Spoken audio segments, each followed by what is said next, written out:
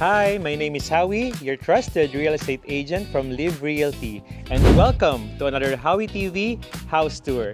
Let's go! We are showing you this American-style house and lot for sale located here in Bacolor, Pampanga. This is near Angeles City and Dalabastagan. This property is priced at 23 million pesos. It has a lot area of 300 square meters, floor area of 327 square meters, 4 bedrooms, 3 bathrooms, staff room, service kitchen, laundry, pool, and a carport for 2 SUVs. If you're interested, contact us for details. As we can see, very beautiful minimalist design with clean lines yung house natin.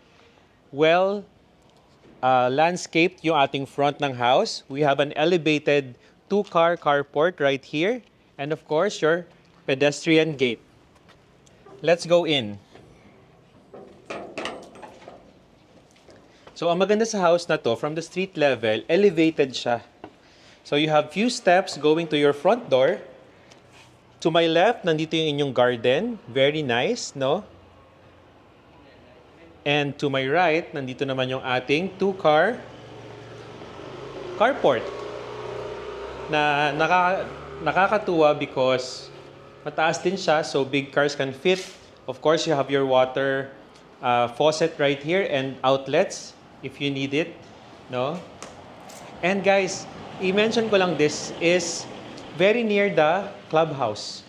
So, it's a plus. Pag may events kayo, pwede na sa clubhouse na lang, no? Let's go back to the front door. Okay. You have this large wooden door. So ito, both of these can be opened if you need. Okay. So upon entry, first thing na mapapansin natin are the flooring. So yung flooring natin may herringbone design. Very nice. Okay. And tuloy tayo dito. Pakita ko muna sa inyo yung living area.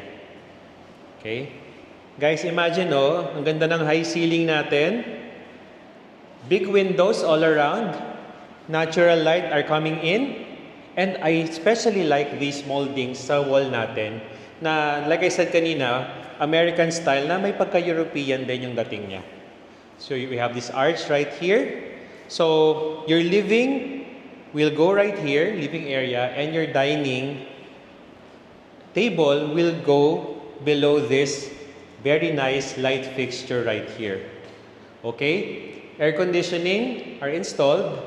Once again, big windows all around. And let's go to the main kitchen. Kitchen natin, meron tayong counter right here. Of course, very nice. May storage siya down below. We have this 2-door refrigerator, your sink, and your range and range hood with, of course, storage all around. Okay? This area right here is your this is your daily kitchen naman. So you have your sink, of course, a provision for your refrigerator and your washing machine. And this door leads out to, let's go, the side of the house and your staff room. Yung staff room natin, spacious naman siya with own bathroom. Ayan, makita natin. Okay?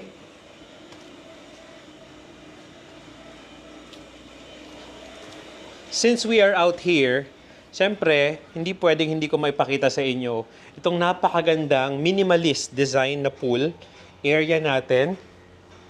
Very nice. Okay? On the other side, meron ka pang space dyan for your seating area or tables, and you have a dedicated lounging area dito sa side na ito. Okay, pwede kang may long table dito for your events, okay? Or pwede kayo dito na kumain ng pamilya. Now, this side of the house leads out to the garage. Okay? So, let's go back in. Very nice, oh. Very Instagrammable to in person, guys. Tingnan mo naman, oh. Nice. Okay, this door leads back inside the house. So one more look sa ating dining area, kitchen, and of course your living area. Very nice. Ang ganda rin ng lights, oh. Bumabagay siya sa aesthetic ng bahay. Now, balik tayo dito sa area na to. The main door is here.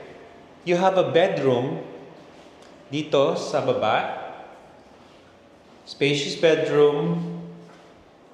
Your bed will go right here. You have a cabinet space here.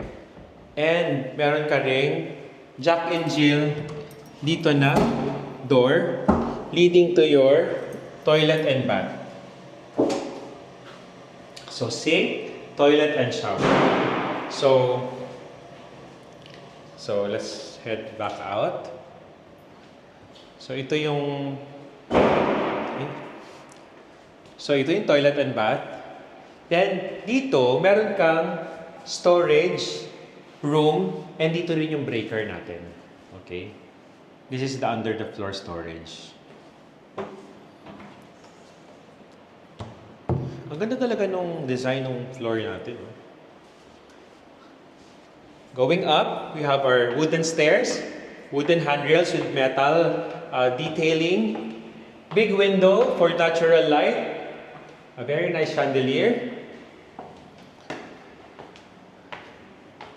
And upon landing, you have this L-shaped hallway that has a view of your living area down below. Sobrang bright ng bahay. Napakaaliwalas niya, no? This one is your first bedroom sa second floor. We have a total of 4 bedrooms. So, big space, big windows. Of course, your closet space is here. Air conditioning are installed. And of course, we have this Jack and Jill toilet and bath that is shared by the 2 rooms dito sa second floor. You have your shower, your toilet, and your sink. Now, let's use this door na since Jack and Jill siya. Papasok dito sa second bedroom, sa second floor. Similar to the other bedroom, big windows, generous amount of space. You have your cabinets. Your air conditioning is installed. Very nice, very bright and airy. And we head back out. Now, dito may space ka pa. Ito, na-imagine ko to, pwede ka may console dito or lounging area, di ba, sitting area, pwede dyan. And this is your master bedroom. The master bedroom is also similar to the other rooms. Actually, the whole house is very bright kasi malalaki ang windows natin. We have a generous amount of space right here. We have the door here leading to the front balcony. Ayan, may balcony tayo dito. Let's go out. Pakita din natin yung ating clubhouse right there. Okay, na-mention ko kanina na okay yung position ng house because sa main road siya and yung clubhouse is just few steps away. On this side right here, we have this closet space. Yan, for your outfits, di ba? You have shelvings right here and of course your master bathroom na merong enclosed shower, toilet, and sink. Of course, may window din tayo dito for ventilation. Okay, so let's go down now for our recap. This property is priced at 23 million pesos. It has a lot area of 300 square meters, floor area of 327 square meters, 4 bedrooms, 3 bathrooms, staff room, service kitchen, laundry, pool, and a carport for 2 SUVs.